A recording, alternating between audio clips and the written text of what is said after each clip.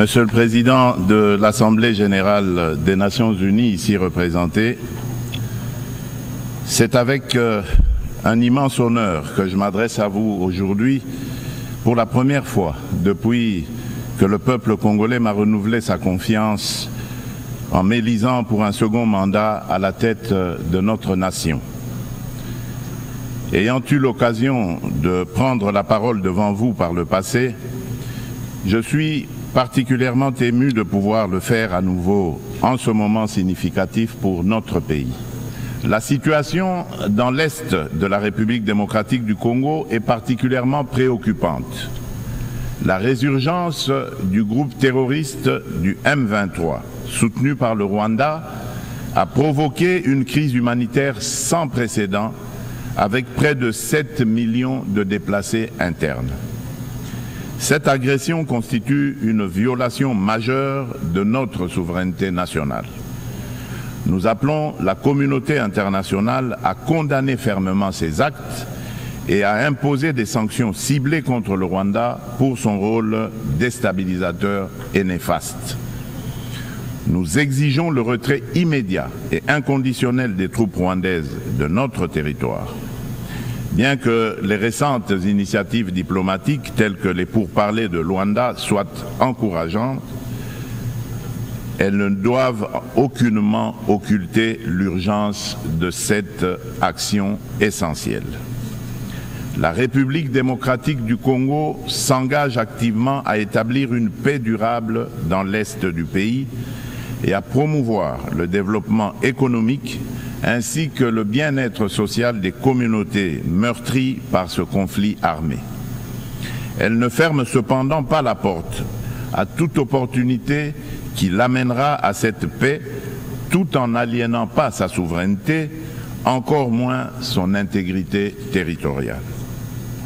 Dans cette optique, elle est résolument engagée dans la mise en œuvre de la feuille de route adoptée dans le cadre du processus de Luanda, que je soutiens fermement, qui promeut un dialogue de haut niveau visant à restaurer la confiance entre la République démocratique du Congo et le Rwanda, tout en minimisant le risque de crise sécuritaire actuelle, que la crise sécuritaire actuelle ne dégénère en conflit régional.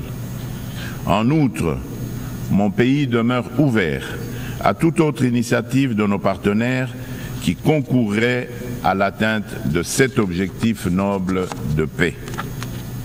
La République démocratique du Congo réaffirme sa ferme volonté de garantir une paix durable. Sous mon impulsion, nous sommes résolus à poursuivre la mise en œuvre du programme de désarmement, démobilisation, relèvement communautaire et stabilisation, le PDDRCS en sigle, clé de notre stratégie nationale pour désarmer, démobiliser et réintégrer les combattants en leur offrant des perspectives économiques viables et durables, tout en stabilisant les zones touchées par les conflits. En assurant une transition post-MONUSCO, nous priorisons essentiellement le rapatriement des combattants étrangers.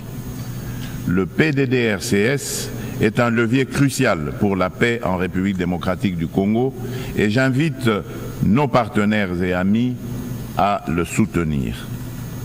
Par ailleurs, des milliers de victimes du génocide pour des gains économiques en République démocratique du Congo, en abrégé Génocost, continuent de subir les conséquences dévastatrices d'un passé marqué par la violence et l'impunité.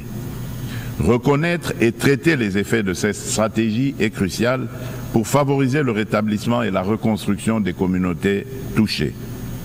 Au-delà de l'aide humanitaire immédiate, une approche à long terme, centrée sur la justice, la réconciliation et le développement durable est essentielle pour permettre aux victimes de se reconstruire et de retrouver une vie digne. C'est pourquoi le gouvernement de la République démocratique du Congo a décidé d'institutionnaliser la journée du 2 août, journée du Génocost, dédiée aux victimes des crimes odieux perpétrés par des rebelles soutenus par des multinationales et des États de la région. Cette journée incarne une communion nationale permettant de confronter un passé douloureux pour aller de l'avant.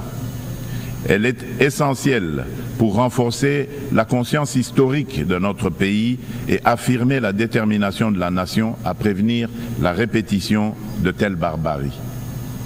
Monsieur le Président, le terrorisme constitue une menace sérieuse pour la paix et la sécurité internationale, touchant toutes les régions du monde.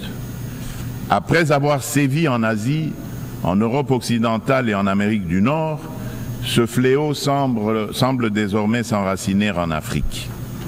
En tant que membre de la coalition mondiale contre l'État islamique, la République démocratique du Congo exhorte les Nations unies à intensifier leurs actions pour mettre en œuvre les recommandations de cette organisation, notamment dans le cadre du processus d'Aqaba.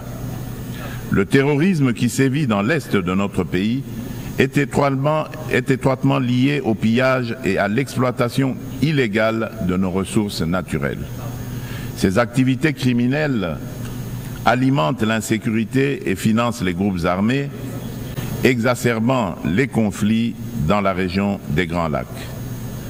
Par conséquent, il est impératif que les Nations unies envisagent des sanctions sévères contre les acteurs responsables de ces crimes économiques afin de briser ce cercle vicieux et de favoriser la paix, le développement durable et la dignité humaine pour les futures générations. Monsieur le Président, selon le dernier rapport d'examen national volontaire des objectifs de développement durable, la République démocratique du Congo a réalisé des avancées significatives vers plusieurs cibles des ODD grâce à des réformes et interventions majeures. Depuis 2019, le gouvernement a mis en place une réforme ambitieuse pour assurer la gratuité de l'enseignement de base, permettant à près de 4 millions d'enfants de rejoindre l'école. En outre, plusieurs mesures ont été prises pour renforcer la protection sociale, introduire la couverture sanitaire universelle et promouvoir l'égalité des sexes, ainsi que pour favoriser le développement des infrastructures et une industrialisation rapide à travers notamment la création des zones économiques spéciales. Malgré ces progrès, le rapport mondial sur les objectifs de développement durable souligne qu'au rythme actuel, la République démocratique du Congo ne pourra pas atteindre les ODD d'ici 2030 en raison des inégalités et de la vulnérabilité persistante exacerbée par des conflits armés.